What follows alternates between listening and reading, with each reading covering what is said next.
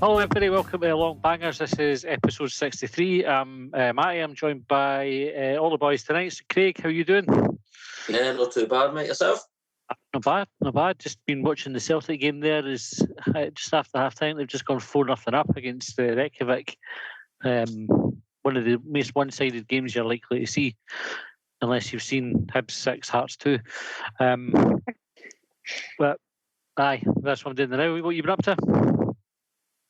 Me, honestly, I don't want to say depressed, but I think I was a bit deflated after the game at the weekend. Like, not because I'm, disappointed in Hibs or anything like that. It was just shite, wasn't it? I will talk a wee bit more about that in a minute.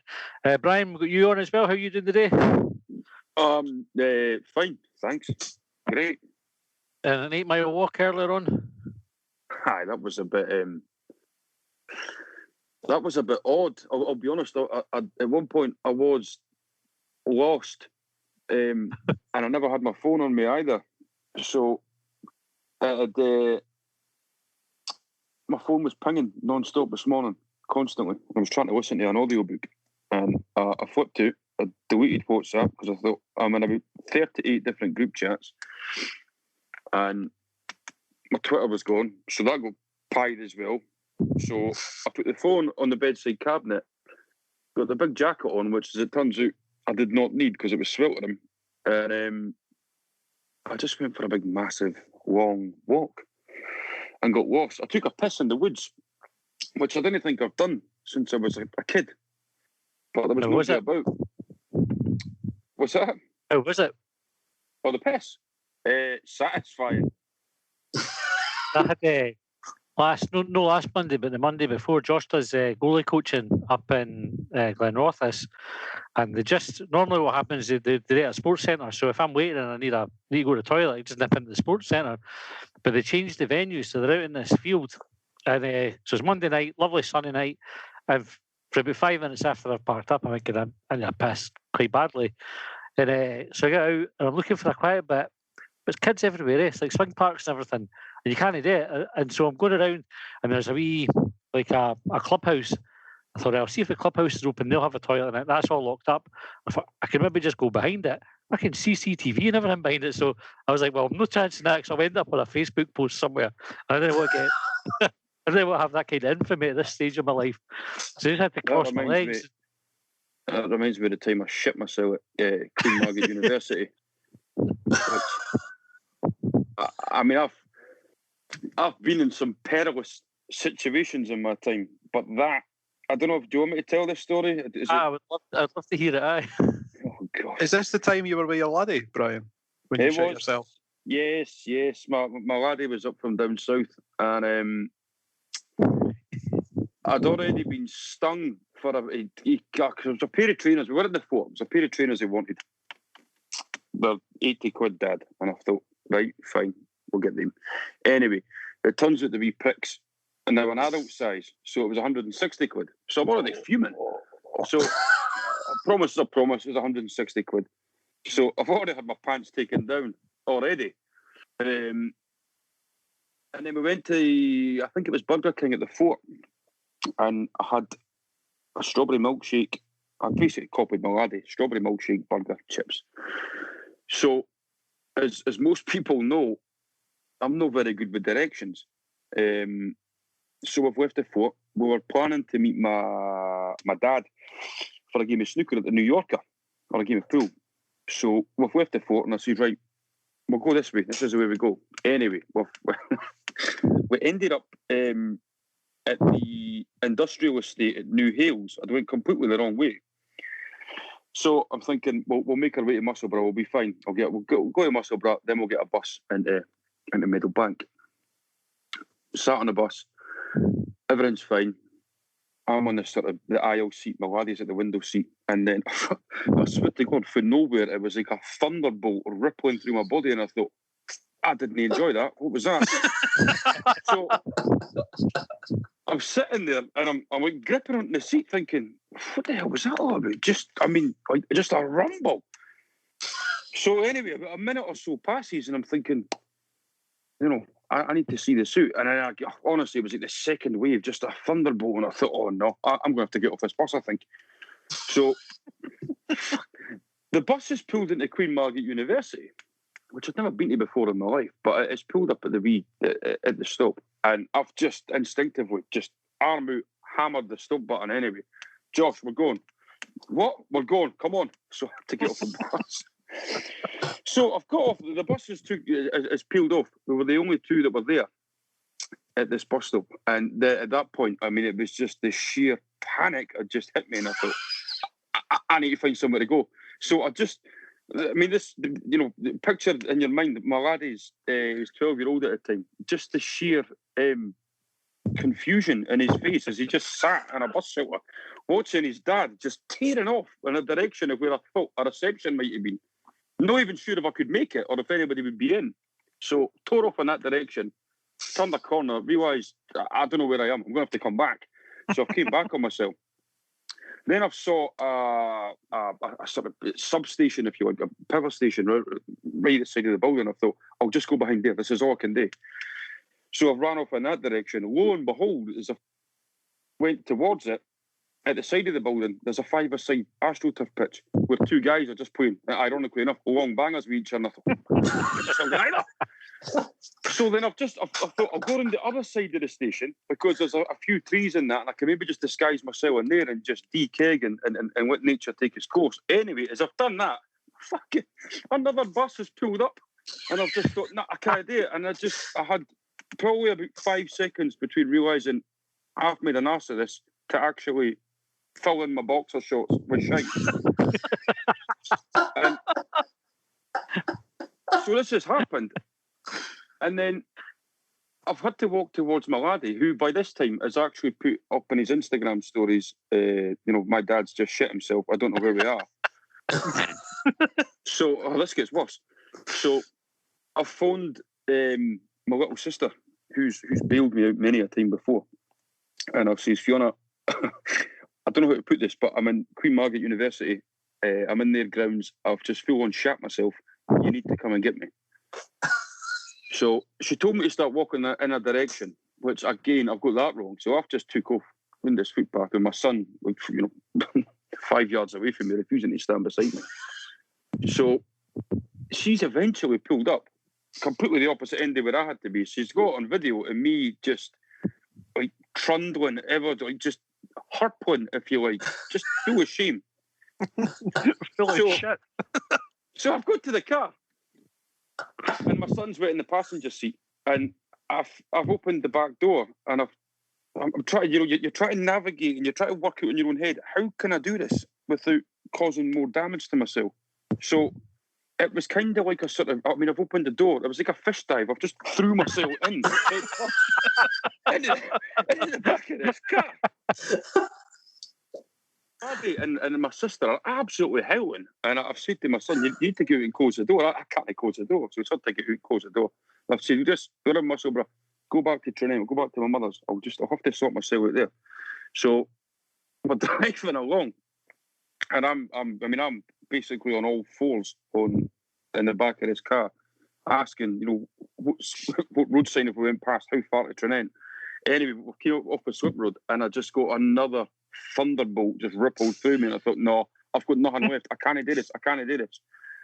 And we just pulled into Trinidad, and I'm telling my sister, put the foot down, you need to go quick. And we weren't far away from getting into the bibbles of Trinidad, where my sister said, for as long as she lives, she will never ever get the sound out of her head of just me letting out another anguished cry in round 2. Just filled my boxer shorts.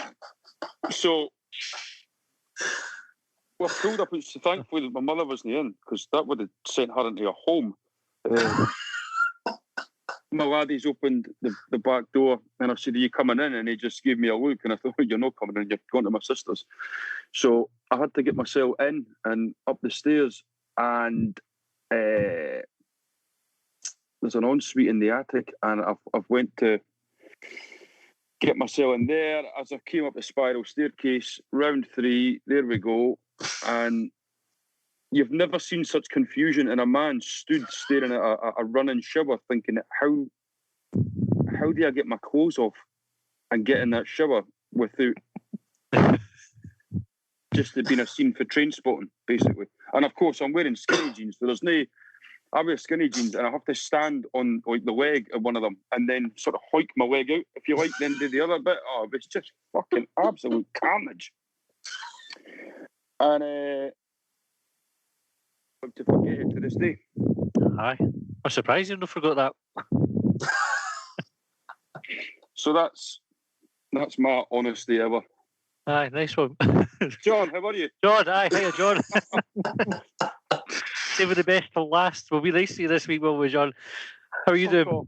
I'm having a shy week, if I'm being honest. My dog's no well. He's got a giant cone on his head, so he's picking up all sorts of different satellite channels.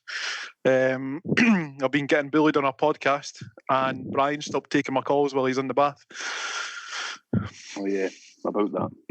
But apart from that, apart from that, I'm brand new. good stuff. Right, so we've got a cracking game to mull over. A crap game to mull over. Saturday evening, we were all looking forward to Hibs v Motherwell. On paper, it looked like it was going to be a cracker, but it was not a cracker. Who wants to go first? Craig, we'll start with you. What was your take on the game? Do I have to go first? Well, aye. Sorry, that's how it works. Eh? It just... Nobody turned up, did they really? Apart from the defence. I don't know, it's just shite. I mean, I think we looked quite leggy. I think maybe Tam McManus said it on the commentary.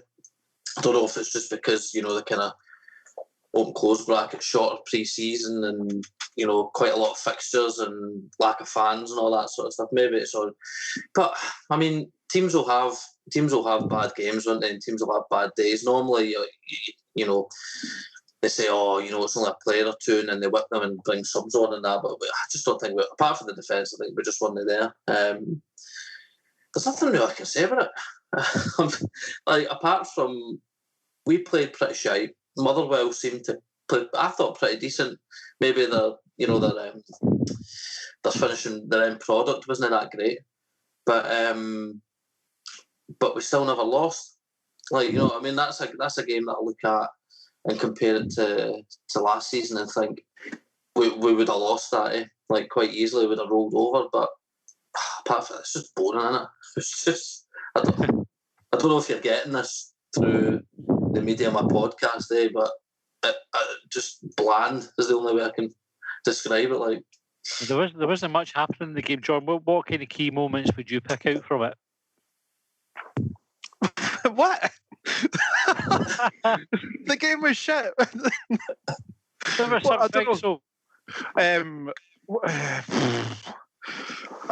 Jesus, I don't know.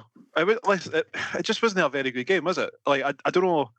Like, there was a couple of things in there. So Motherwell finished third last season, and we finished seventh. Albeit it was changed a wee bit because of the premature end to the season.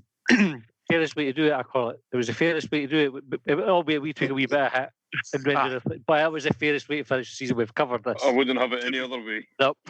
We spoke about it over the last 150 days or whatever it was, but I thought that Hibs and Motherwell probably cancelled each other out.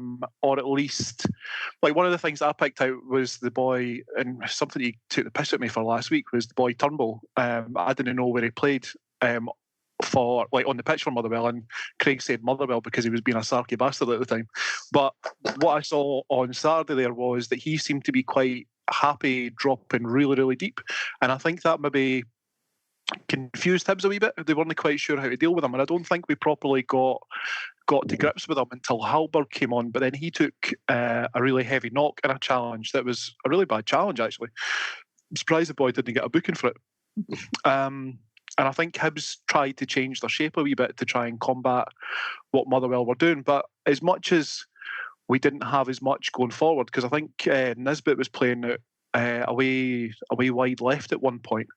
I think one of the big positives to come out of it, and I'm maybe stretching a wee bit here, because like I say, the game was shit. The defence again, and Marciano. So as much as the team never played well, and we've probably seen plenty of performances like that for Hibs before, where you think, Christ, the goal's just inevitable, it's going to happen. They've had a goal chalked off, for a legitimate offside. Marciano's got his massive fruit salads to a curler that was going at the far post, but everything else that Motherwell threw at Hibs, the back three, back four dealt with. So I don't know, like it was a shit game, but in terms of Motherwell where they finished last season, that was pretty much the benchmark for us. And we weren't far away. Like, there was still some good football in there. We just couldn't capitalise. There was a ball through from Horgan for Boyle. I thought Horgan played really well. I thought he was a bit unlucky to be substituted when he was. And there was a couple of other chances in there. And if we'd taken them, we might be talking about a completely different game. It would have looked more like, say, Hibs against Livingston. That was it. It was just. It's just going to be. I think it's going to be one of those games that we might see this season for Hibs, where it just doesn't happen. It doesn't mean anything that we didn't go away and steamroll Motherwell. It was just a bit of shit. What were you, Brian? What was your take on it? Oh.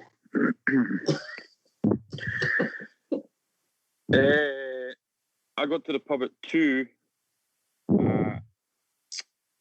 10 minutes before kickoff, I had a tenner on Hibs to win 5-0, and I left the pub at 12. So I'm thankful that you asked John first. I feel like I've finally got a match report on it. I can recall various times during the game saying to my mates and my old man, "This is shit." But beyond that, I'd struggle to give you any more of a cutting-edge analysis other than I thought it was shit. To be fair, that's about as accurate as a match report as you're likely to get, because it was shit. Was it, Craig, you mentioned the teams being a wee bit leggy. I was thinking about this before we started the podcast tonight. Do you think that there's still a bit to go before the teams are properly up to speed for the season? Probably, aye. And small margins, I think. I don't think it's like they're not there. They're not prepared as such, But they've gone from lockdown and doing nothing to coming straight back to it. So you're going to get that kind of. Well, I'm saying this as if I know what I'm talking about. I obviously don't, but I would expect that you would get that kind of excitement in the beginning. Where they're all full of.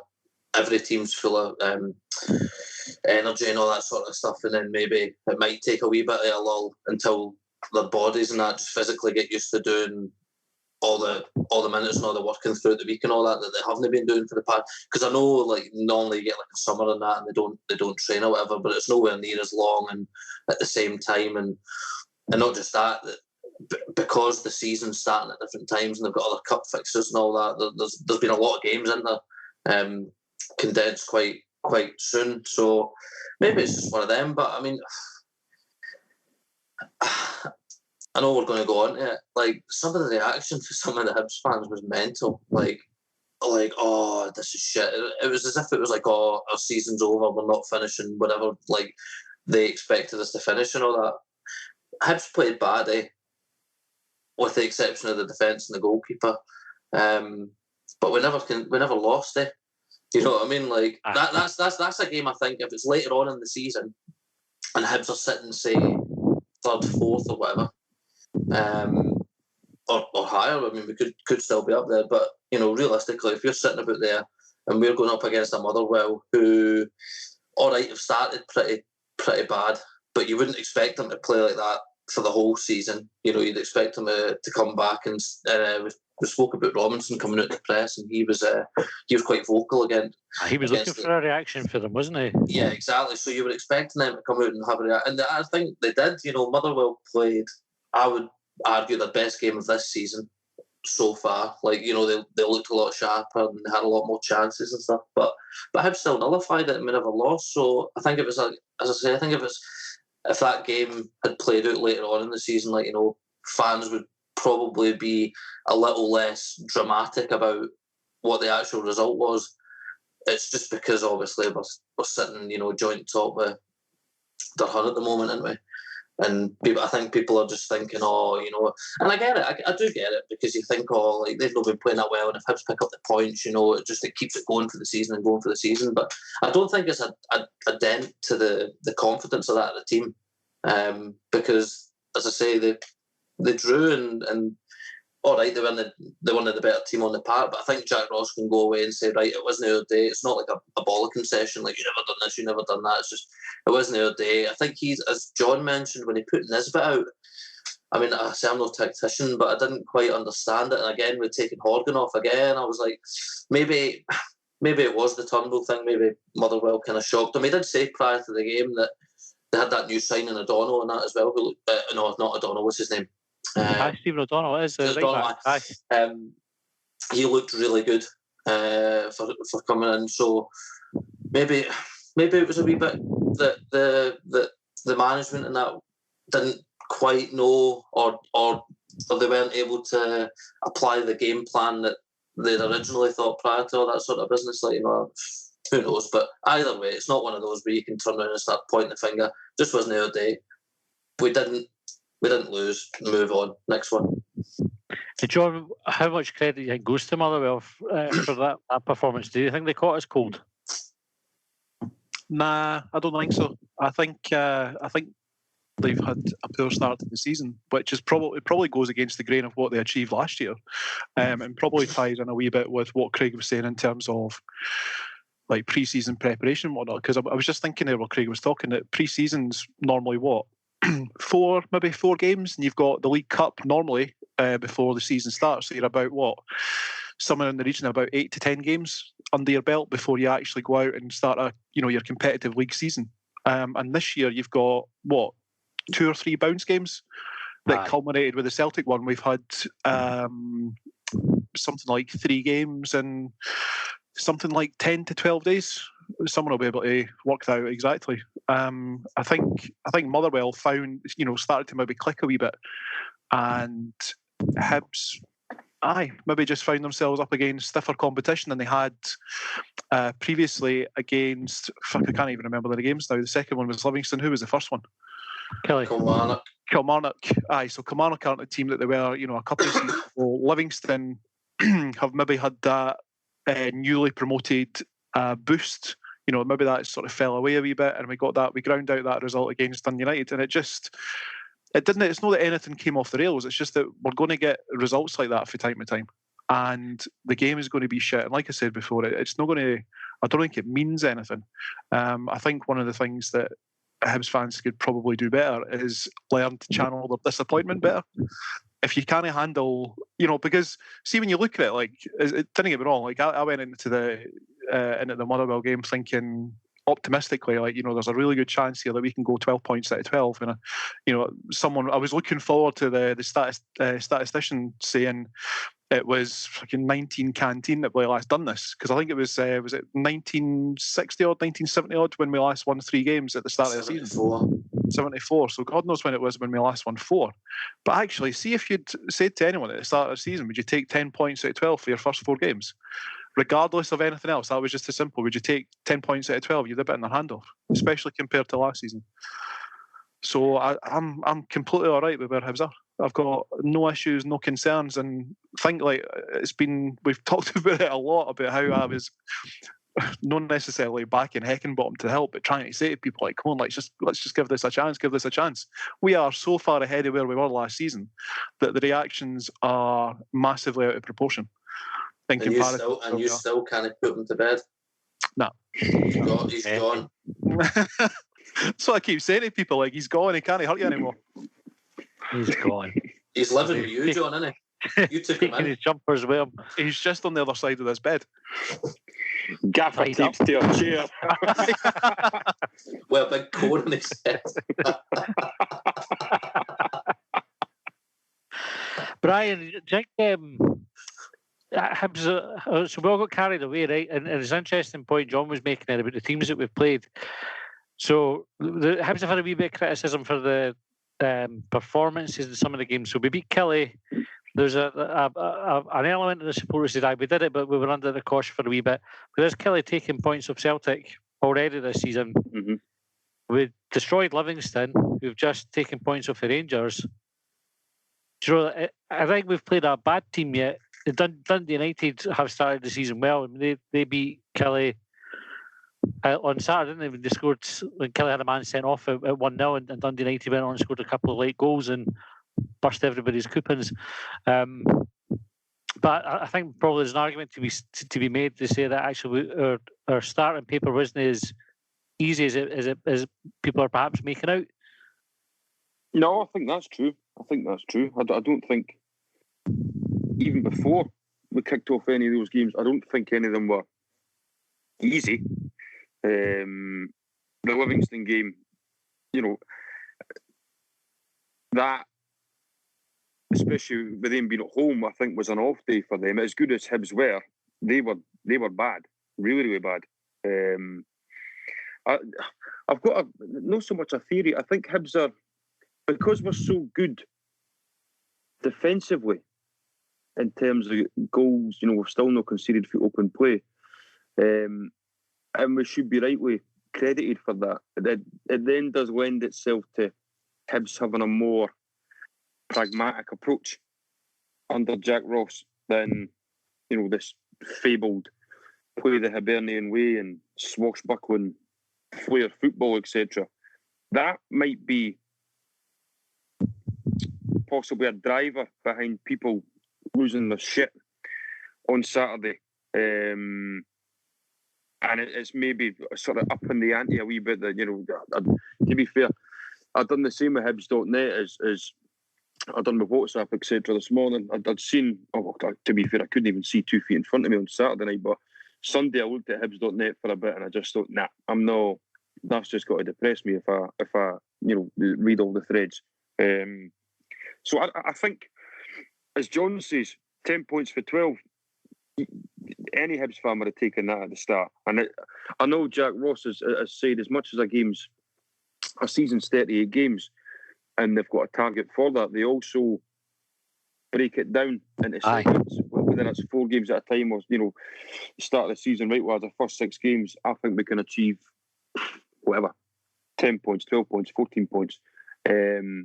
Whatever target they've set for the block of games they've set, I dare say we're ahead of schedule after 4 games on what the coaching staff and the players have said. So I think there's a lot of unnecessary criticism. And I think if I remember in the podcast last week, I'd said if Hibs go and lose 1-0, it'll be the end of the world and whatever else. And it's kind of turned out to be like that for a few people. I think we just need to maybe just take a step back.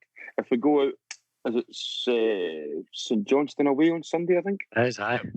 If we lose a game, if we lose there, play bad, then there's possibly a cause for concern. If we go out on Sunday and win 3-0, all's forgotten about, and suddenly we're going to win the league again, and we're all got the Champions League theme tune buzzing around their head 24/7.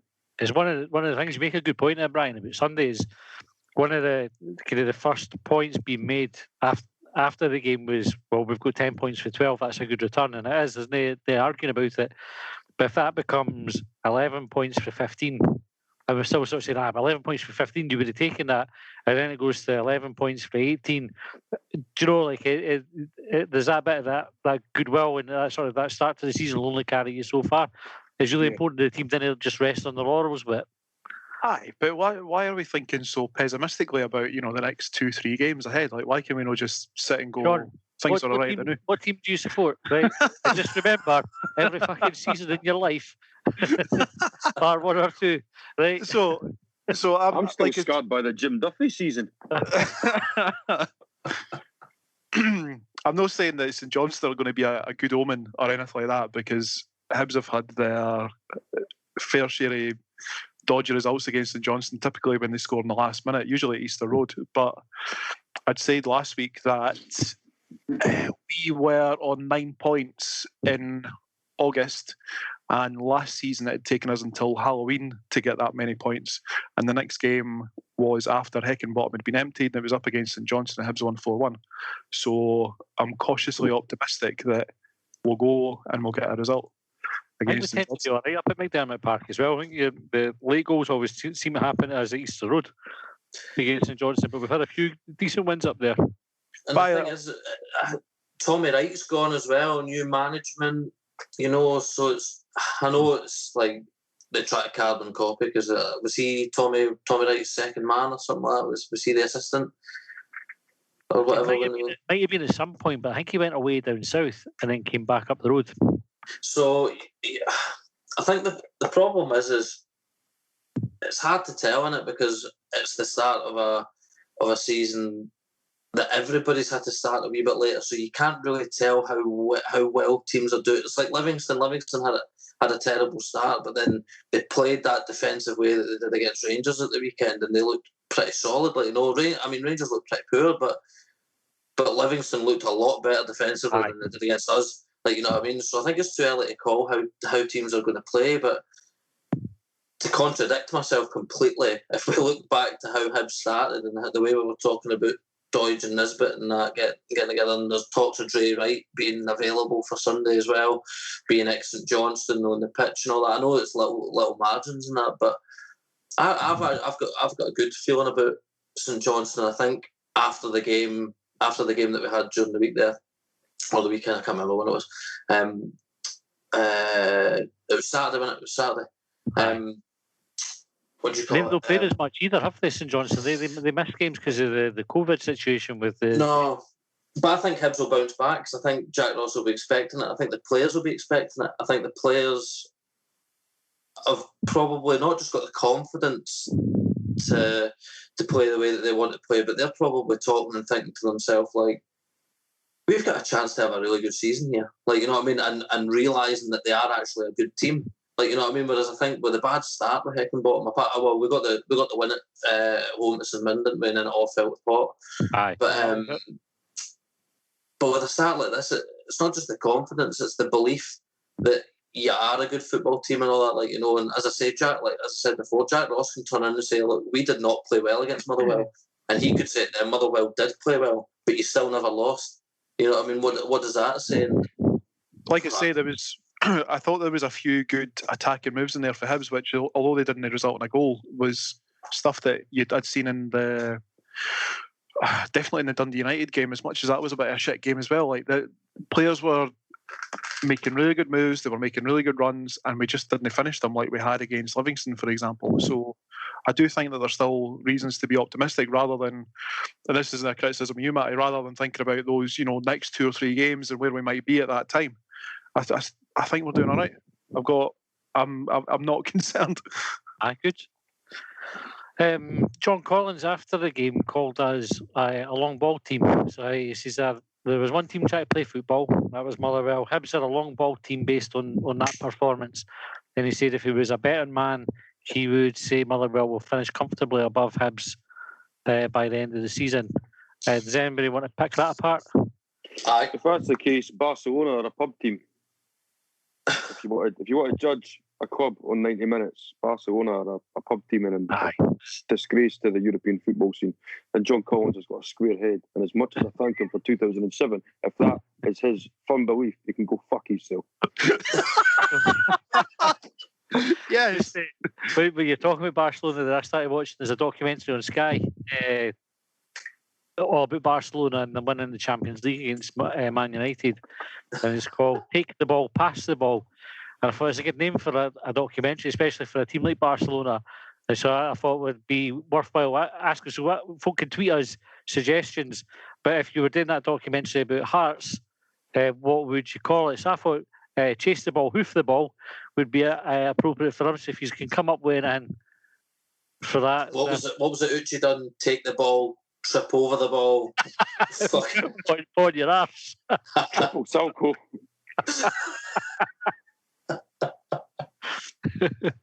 Oh dear. I was going to pick it apart there, but Brian pretty much took the one straight out of my mouth.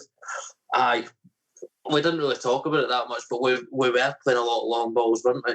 That game, it seemed that Porteous and Hanlon were hoofing it. By the way, another point, just while I remember it, Hanlon, as well as he played, Paul McGinn was man of the match for me. I don't know what you thought. I thought it was like, don't get me wrong, I feel good for Paul Hanlon that he's got a wee man of the match, like, you know, because I think after all the stick that he's taken, maybe it's like, just give him it. Like, you know, they kind of make him feel a bit better about himself. Are you saying it was a sympathy man of the match? That's what I mean. Aye. I think somebody behind the scenes. Deserved. No, he played well, but I just thought McGinn was better. But no, I mean, it's one game, eh? Like, you know, I mean, Hibs don't normally play that hoofball, do they? And it didn't work out for them. So, you know, from what I can see or remember, I think they were winning the midfield battle. Aye. They might have had an extra man in there. So maybe consciously thought, and I would defy any other manager, other than making a change early doors, he's maybe thought, I've got a couple of 6-footers up top who are very, very good in the air. So rather than try and condense the play and be outnumbered in the centre of the park, let's just go all Heart of Midlothian and just bypass that for as long as it takes to try and get the knockdown. You know, we had Boyle out wide and Horgan out wide. Well, I think those were the passes that they were going for more, rather than up to the centre forward. If I remember, they were trying the diagonals to try and get Boyle and Horgan off in the wings. Yeah, and on the counter attack. So not quite inviting Motherwell on us. I don't think it was as deliberate as that. But when we were breaking up the play, I think that's what we were looking to do, is just get forward quick with the wingers, because that's where all the pace is in the team. Mm-hmm. Just didn't quite happen, did it? Nah, the thing that frustrated me about the game was the amount of basic stuff that we got wrong. Like just passes that you'd expect a professional footballer to be making in their sleep. A lot of passes went astray. Aye, it was a weird performance. Like, but it is what it is. All right, we probably did more out of that than I thought we would have, given how bad the game is. By the way, the other thing that I wanted to talk about was Martin Boyle's chance where he was through 1-on-1 with the keeper. So for all Motherwell had dominated possession, the two best chances of the game fell at Boyle. We had that one and had one at the back post, which he kind of tried to get on the volley, but just claffed it. Was there one on the edge of the box as well where he sort of tripped over himself? Because I think there was one where Horgan played him through. I think there was maybe one on the edge of the box. I hope I'm not confusing this with another game, but there was that one that you mentioned, Matty, at the back post that he probably should have done better with. Aye, the one-on-one he should have buried. It was a good save if you're giving credit to the goalkeeper, because Boyle's put it on target. Yeah. But really, if he puts it either side of the goalkeeper, that's a goal, and he kind of hit it straight at him. But I don't think, even though Motherwell had the disallowed goal, that was a shot from outside the box, which generally speaking, you'd take players pinging them from outside the box because we've got a good goalie. I don't think Motherwell created a chance as good as that in the whole game. I think the stats at the end, I think, did they not have something like 3 or 4 shots on total between the two teams? Like, it wasn't like, as much as we were talking about how poor Hibs were, like, I don't think that Motherwell were great as a result. Or you could argue, like I was saying at the start, like the defence still, you know, we've said that they've not conceded a goal for open play. Like, I still go back to what I was saying before. Like, it was a shit result. Like, sorry, it wasn't a shit result. It was a shit game. Things weren't happening for us, but it's not the end of the world. No. Okay, right. So St Johnstone, Sunday, it's another Sky TV game. How do you think that's going to go, Brian?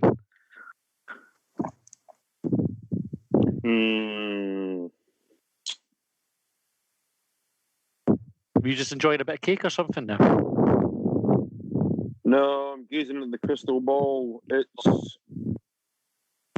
3-0 Hibs. Scorers?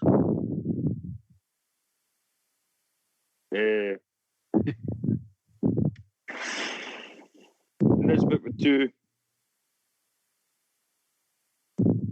Martin Boyle. Nice one. Take that. Craig? 2-0 Hibs. And I'm going to go for a Dodge double this weekend. John? I'm just going to say Hibs win. I don't know what the score will be, and I don't know who. I'm not going to suggest who will score. I'm just going to say Hibs win. John, take some responsibility for once in your life and make a fucking decision. Come on, you've got it in you. Do you know what podcast you're on, John? Aye, nobody's holding you. It's all right. You can say it's a safe place. I'm no rising to your bait. Go and fuck yourselves. It's not bait. Just fucking make up a score. All right. 12-3 Hibs. 3-1 Hibs. Hanlon, Horgan, and Deutsch. I'll go I couldn't tell you one player who plays for St Johnstone, so don't press me on that, or I'll fucking unplug the microphone and piss off. Liam Craig. Who plays for St Johnstone? Not even. After that, I'm struggling. I'll go for 1-0 Hibs. I think Dougie will get his first goal. Dougie What's a great shout, by the way, Dougie. Dougie Tripod. He's worth a goal. I thought he played all right again against Motherwell as well. And he's a cult Longbangers favourite, isn't he? It's definitely very quickly established.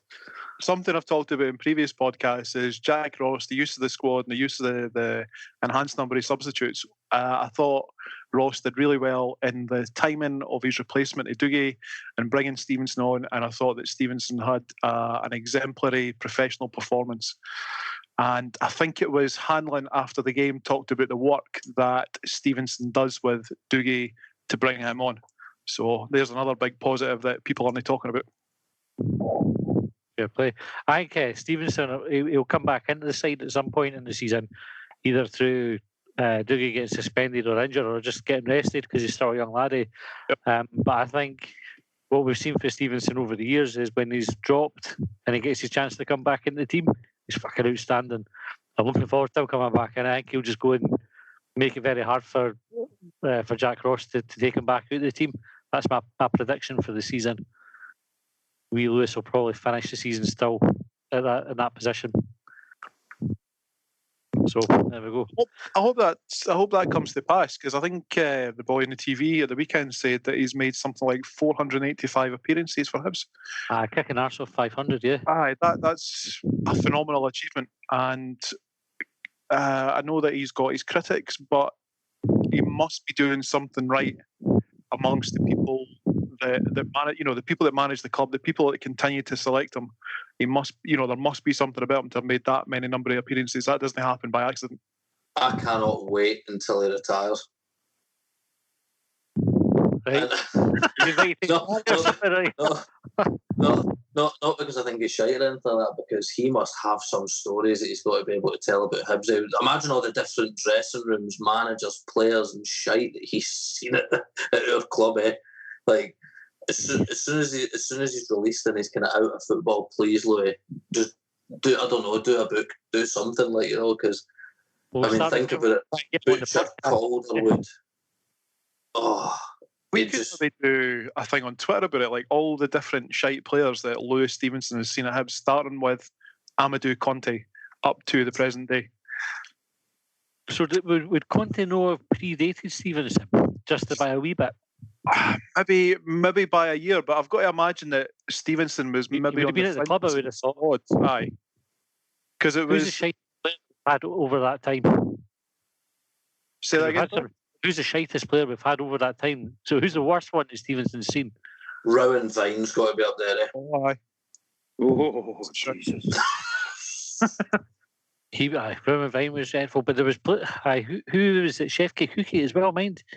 He was thinking. He had a good career. Did he ever make it as a professional footballer?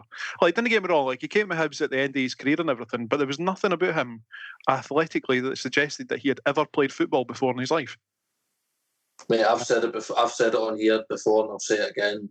Matt Doherty. Doherty wasn't a shite player. He was a dick, but he wasn't a shite player.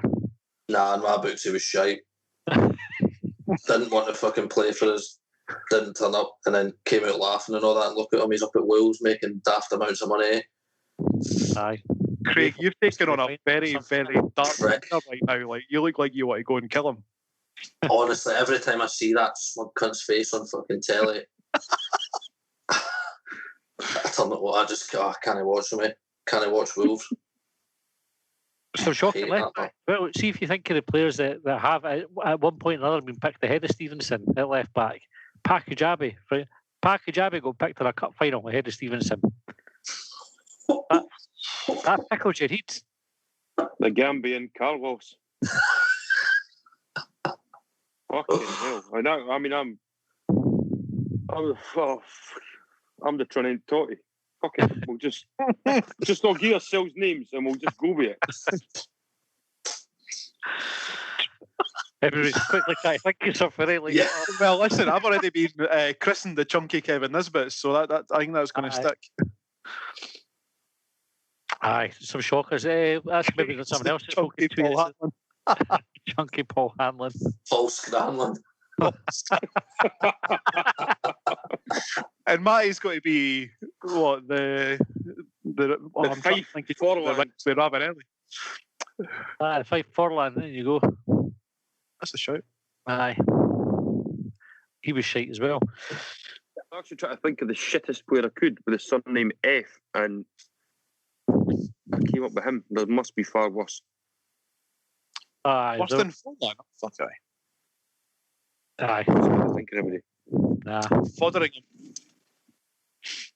Fotheringham, the goalie, Rangers goalie. The 5 Fotheringham. He was. I'd asked on Twitter recently, like, did he ever have a good game against Hibs? Because the only thing I can really remember is, do you remember Stokes in the 3-2 game where he swung on a cross and Fotheringham was basically slapped it in the back of the net? Yes. See, when you say the 3-2 game, that's not the one that folk think of. No, it was a 3-2 game before that, the one where Gunnarsson scored the volley. But aye, there was other games as well where it was like he was just pish, and I don't understand how he ended up playing for Rangers or how he ended up getting the move that he did after them, because he was pish, particularly against us. Aye, I can't remember him having an exceptional game. Not even like pulling off a great save. I mean, had that in the cup final, had the save that led to the corner for the winner, which was decent. But you wouldn't say it was a great save. You know, like you'd expect a goalie to be saving that game. Aye. This has went off on a right tangent today, innit? Okay, but Lewis Stevenson to West Fotheringham and 3 moves. The Trinidad toy. The Trinidad toy. The other thing we put out on Twitter, so I was making tea with the missus earlier on, and our oven gloves need replaced. And she told me she was contemplating getting the Hibs oven gloves, but they were 20 quid, and we had a wee bit of debate about whether or not that was good value. Obviously it is. So then we put it on Twitter and say, what's the weirdest Hibs object that you have? So if any of you've got anything that's a wee bit out there, Hibs related. I've got Akpo Soji's sock. The infamous sock. And then tucked in it. Oh. It's stiff as a board underneath his bed. I never knew you played hockey, Brian.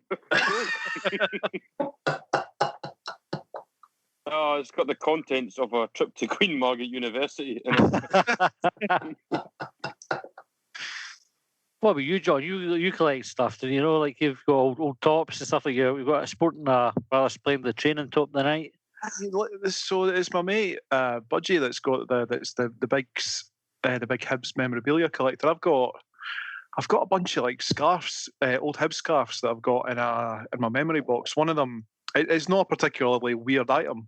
It was just one that I found randomly tied to a lamppost in Bumferston one day.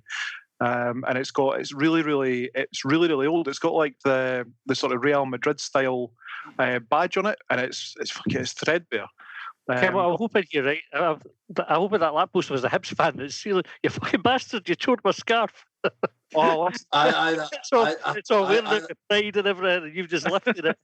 Either that, or if there was a car accident there and somebody's left their scarf in memories. Oh, can you listen?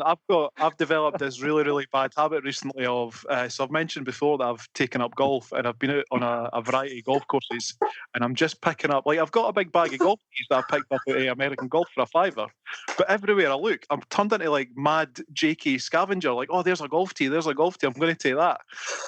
I'll go wandering in the bushes. I'll never find my ball, but I'll find about 6 others with my feet, never with my eyes.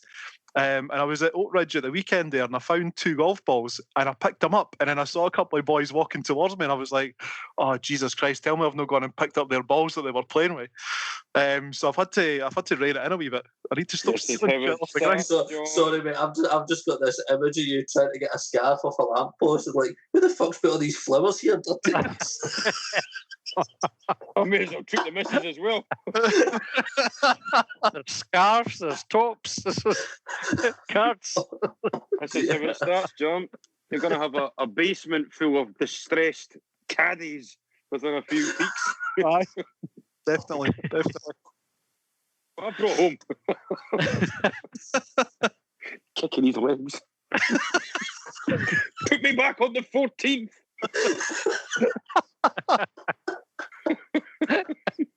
Shut up, get in the cupboard. There's a scarf to keep you warm.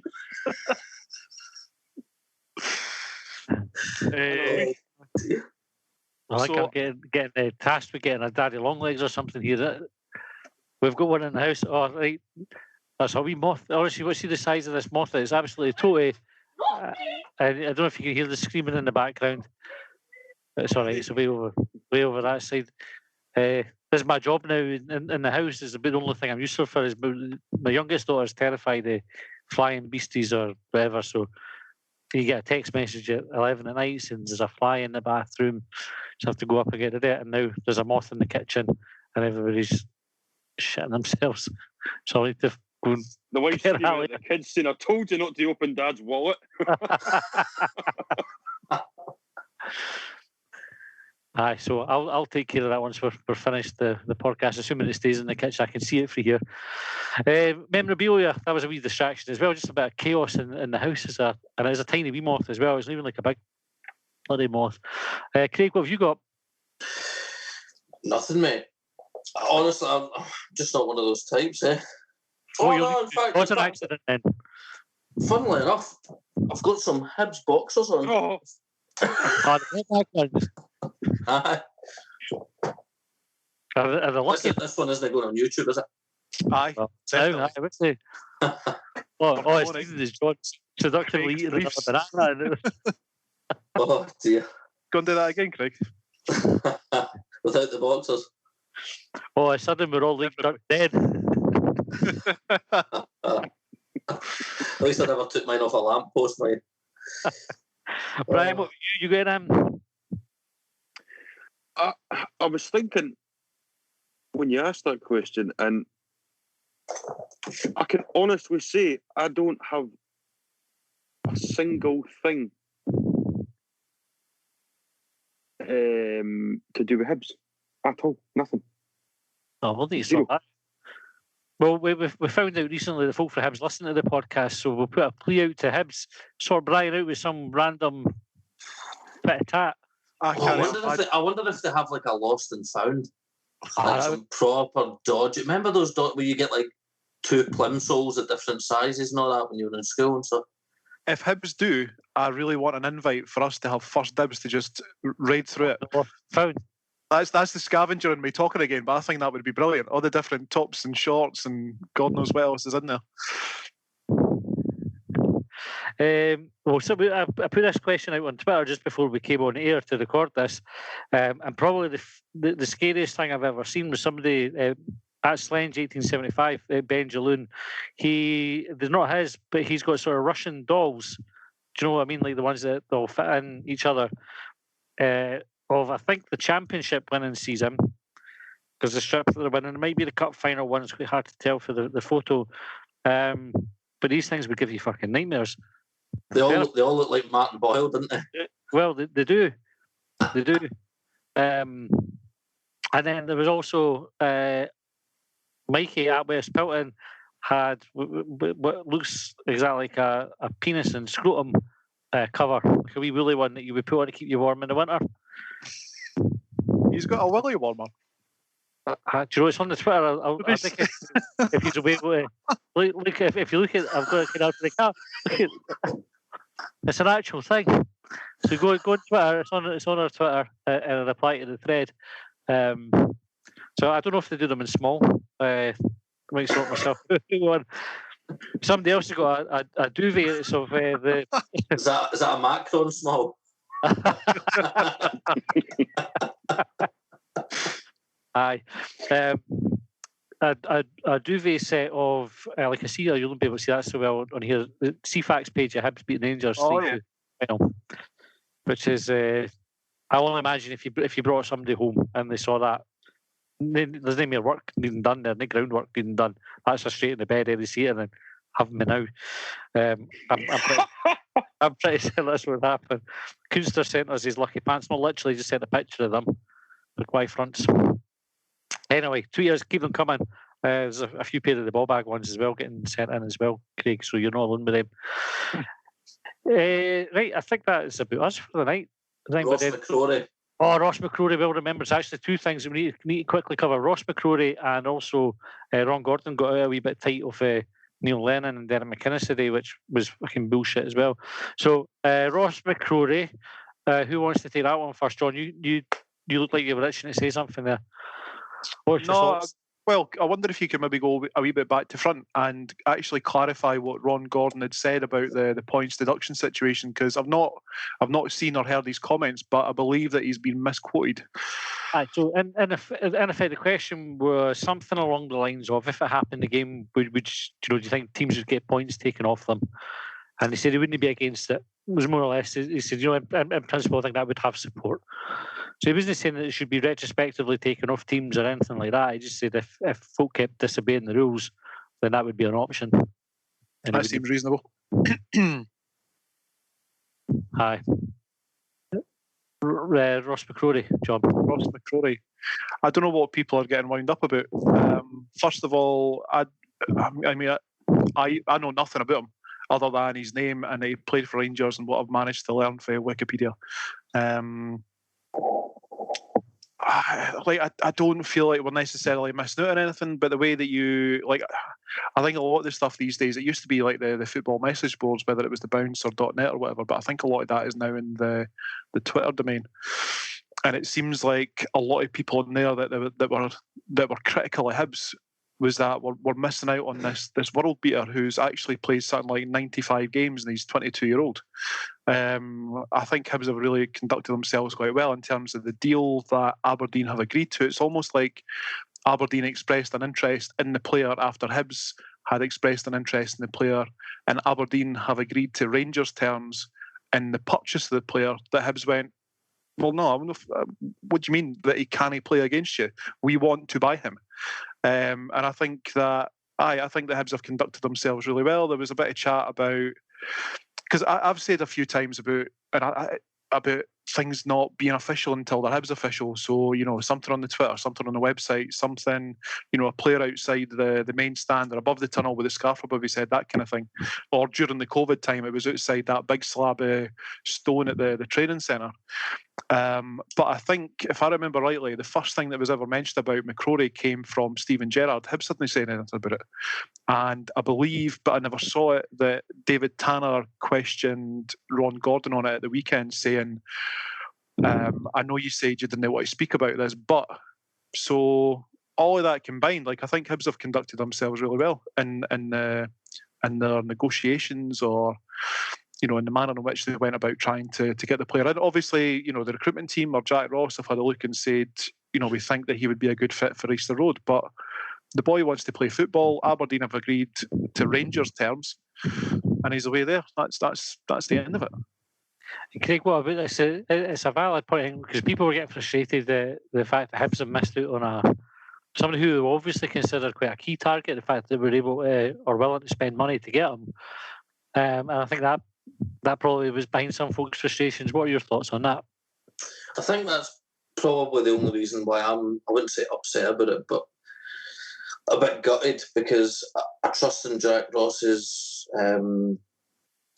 eye for a player or what he wants, and if he really wanted him, which it sounds like he did, then there's a chance that we are missing out. And from what I'd seen in McCrory, I thought he was a decent player.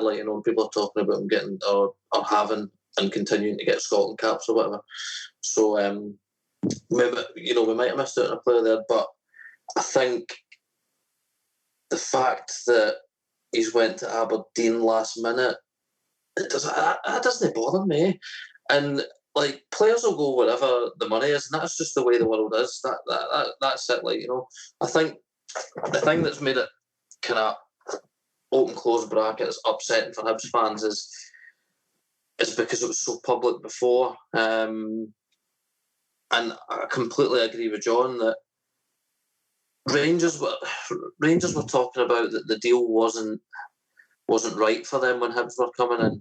And I think did we make another bid of more money maybe a second time round, and they still said no. Maybe, I mean, we don't know what it is.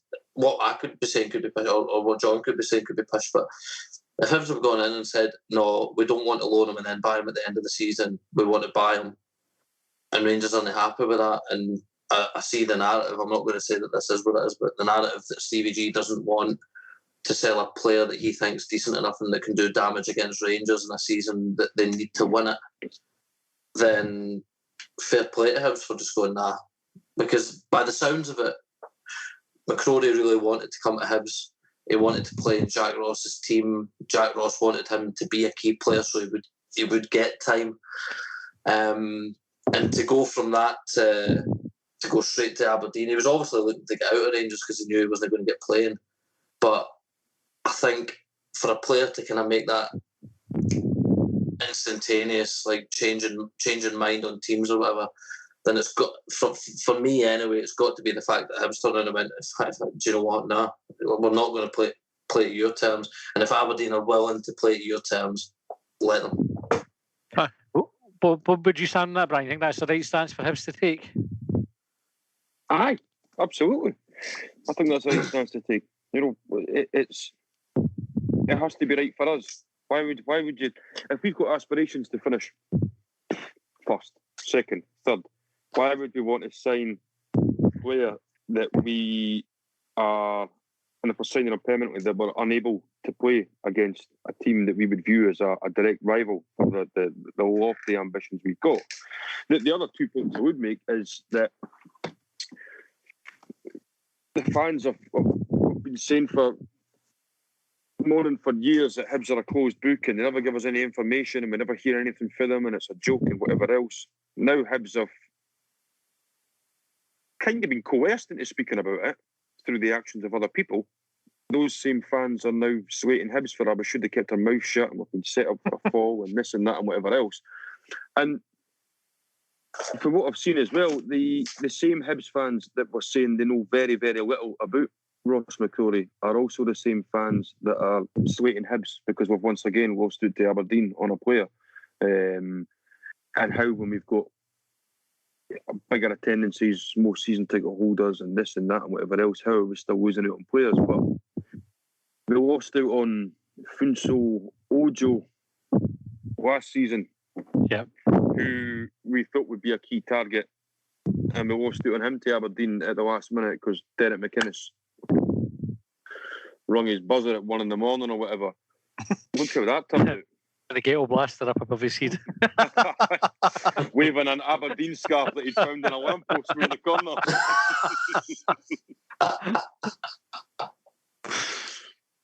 So, listen, it is what it is. Like what Craig says, and he's right, the only thing that upsets me is that Hibs are obviously identified him as a key target. They never got him. However, the way Hibs operate, Hibs are certainly not a club on the recruitment side that put all the eggs in one basket.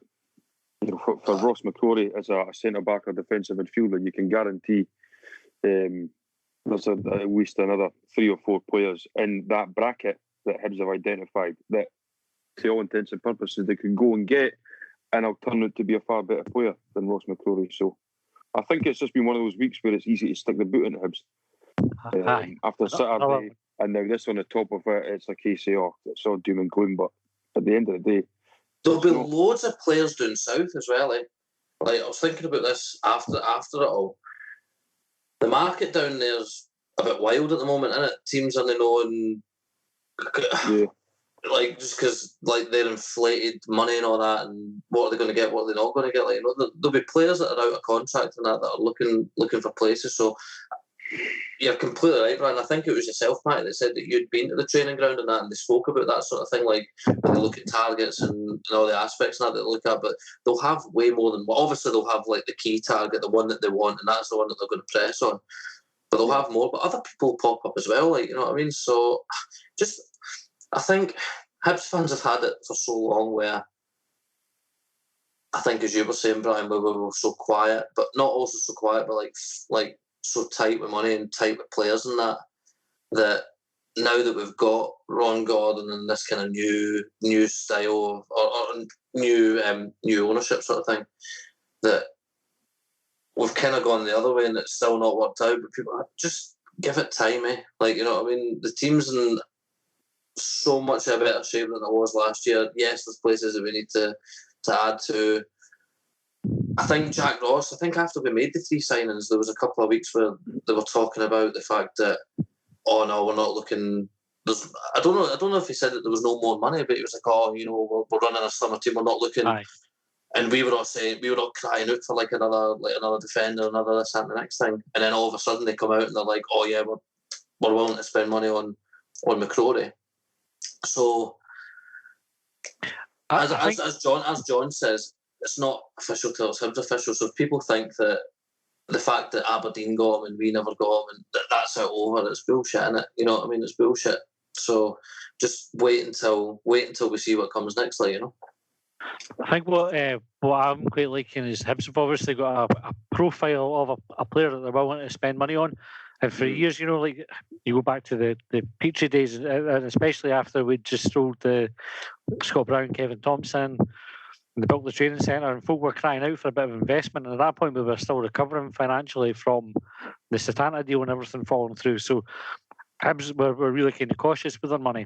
And there was a talk about speculate to accumulate, and I can't remember having countless arguments about it. The extremes of clubs that were going to the wall were used as a reason not to do it because they'd spent all this money on players and it hadn't worked out for them. I think what you're seeing for Hibs now is a willingness to speculate, to accumulate, but in a really measured, targeted, sensible way. So you look at Nisbet, where we spent money on. I guarantee you, if Nisbet develops like Hibs think he's going to develop, we'll sell him for the kind of money that we sold McGinn for. Mm-hmm. We did it with McGinn where we spent a bit of money knowing that actually we're going to sell him on at profit. McCrory would have been another one in that kind of mould. A young player who's maybe not quite at the level where he's going into Rangers first team now, but we could take him, play him, develop him a lot, and then sell him for a big profit and then repeat the process. But I suppose every time you repeat it, you're getting a gradually better player in each time. You know, they've got a better starting point. But for me, it's good that that's what Hibs' ambition should be. We can't go and spend $3 million on a player. Yeah. But then we're also willing, because we're in talks with, like, it came out and said that we're in talks with Martin Boyle to try and keep him as well. Yeah. So there's the opposite side of the coin where we could sell Martin Boyle for a profit, but if we see him as a benefit to the first team football, then he's willing to. I mean, it might not work with Martin Boyle. Like, you know, he might want to go. He might get a lot better deal, and still fair play. Like, if he goes, he goes. You know, wish him all the best. But the fact that he's willing to publicly say, no, look, you know, maybe we were willing to sell him, like, you know, but we've seen how well he started, and if he's going to continue playing like that for us, then we're willing to, you know, up his contract or whatever. So the Hibs are changing, eh? It's new. It's good. It's just that I think a lot of people on Twitter land kind of get a bit overexcited and just kind of jump the gun a wee bit and make big assertions and just let it all chill, let it all calm down a bit. Eh? See what happens. Sage words, it's not like us. Ron Gordon also got a bit of a kick in from Lennon and McInnes in the press. I think he was stitched up a wee bit. John, you kind of mentioned it there as well, but what do you guys think about that? Like, Ron Gordon said he wouldn't be against a points deduction, and Lennon and McInnes have pretty much called him a hypocrite, and he should be careful what he wishes for. Out of order, John? I'd be interested. I would have pressed them more on the hypocrite comment. Like, what did Lennon mean by that? Because we had the testing issue. Do you know when we called off the friendly with Ross County? He was making reference to the fact that our measures weren't perfect. I think that was for the article I saw. That was the context that he was criticising us for. Well, it's a bit of a false equivalence, you know. Like we had a pre-season game that, you know, admittedly, you know, Ross County were on the way down the road. Some of them were at East Main, some of them were at the Forth Road Bridge Services or whatever. But Hibs done the right thing there by calling off the game because they didn't have the results back in time. Exactly. The equivalence would have been if we'd gone ahead with the game. Aye. The equivalence would have been if one of our players had fucked off to Spain for fucking a day and then came back into quarantine. There's no equivalence, like, you know what I mean? Piss off, you ginger. This is where we're glad Jason Cummins doesn't pay for us anymore, because you say, oh, fuck, it'll be him, won't it? Well, that's the thing as well. Like, I hope that Hibs players are keeping their noses clean in more ways than one. You know, didn't go away or didn't do a Gary O'Connor. And they're just doing things by the book, because fuck me, like, how many times do people need to be told you're living in a pandemic? Like, you might never have seen it before, but this, you know, you need to show a bit of responsibility and take accountability for your actions. Whether that's football clubs, as they are, you know, in the case of Bolingoli, like, I don't know whether he needs to take accountability for it or the football club needs to do it. I don't know what punishment they've dished out to him, like, because it seems all that's happened so far is that, at least in the case of the Aberdeen players, they've had to quarantine for 2 weeks. But is that it? Like, you have been given... The clubs fined them in the SFA or got disciplinary action against them as well. Right, Same with Bolingoli. So he'll get Celtic's disciplinary and the league's disciplinary process still to come. Aye, fair dues. I mean, don't get me wrong, like, I don't know what the punishment that should be dished out to all of them, but I think I'm right in saying that football was given special permission to literally kick off again, and they've just almost literally pissed it up against the wall, the pair of them. Fucking Bolingoli's allegedly been away shagging and the Aberdeen players have been out in the piss. Like, what the 8 men went to Soho. Aye. Well, it was the guy, Jason Leach, is that his name? The chief medical officer who's kind of been the face of COVID for the government, and he's been putting the case together for Scottish football to carry on. He was on Off the Ball on Saturday, sort of explaining measures, because I know obviously there was uproar about Hearts not being allowed to train, which was fucking hilarious as well, by the way. Like, do you know when you're sitting and there's nothing happening, and the last thing you expect to be the fallout from Bolingoli going to Spain and 8 Aberdeen players going out for a bit of scran with each other, you didn't think at any point that's going to lead to Hearts getting told you just need to stop training. Oh. Magnificent. I was sitting there, I read the tweet and I was like, that can't be fucking right. And then you read it, but this is again, I'll go my wee Sports Sound rant, where I listened to Sports Sound that night, and you've got folk who didn't understand the context of that decision, and they're saying about how it's terrible and Hearts should just be allowed to keep training. And you say, well, it's not specifically Hearts, it's because they couldn't keep training because no championship team's allowed to train. And if you let them train and not let the other teams train, that's no fair. Simple as that. It's like really, really fucking basic. But they all took it as a big, Hearts are getting punished for this again. Fucking hilarious. Anyway, almost enough to make you feel sorry for them. No. I loved the tweet of the picture of Rickerton. Oh. Only Hearts of only Hearts, and this is only Hull or only the hockey kids. You just, I mean, no. I'm gonna. I've booked pitches at the World of Soccer at the Corn Exchange. So do I just go there now and just take a picture of that and just have only Brian on it? Because I've managed to book a pitch before. It's not yours. Let it go. It's like John with the scarf at the lamppost. Let it go. Just, I mean, they must. Who have they? They must have. Is it Anne Budge? I don't know. Somebody before they press the send or the submit or the publish button, you must have somebody over your shoulder, surely, in any walk of life, just tapping you and going, "That's really." No, that they. Are you remembering that that's not ours? Aye, and just Hull are literally there now. Aye. Because their club secretary got up half an hour earlier and booked the pitch before them, and that's the fuck. No. It angered me more than it should.